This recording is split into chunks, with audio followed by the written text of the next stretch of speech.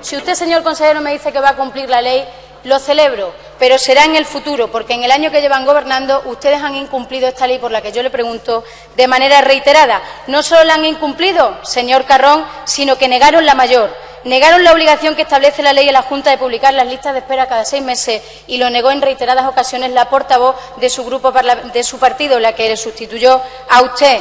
Tras la denuncia del Grupo Socialista y la información enviada a las redes sociales por los propios usuarios, por los propios ciudadanos, ustedes deciden publicarla. Y lo hacen tarde y mal, señor Carrón. Las listas de espera no están completas.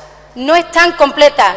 Díganos los datos de la externalización de las pruebas complementarias que se han hecho en el último semestre. Díganos, señor consejero, cuántos ciudadanos, cuántos pacientes han abandonado la lista de espera de manera automática como consecuencia de la imposibilidad económica de desplazarse a Madrid para operarse, que es allí en Madrid con quienes ustedes han establecido los conciertos de la sanidad pública extremeña.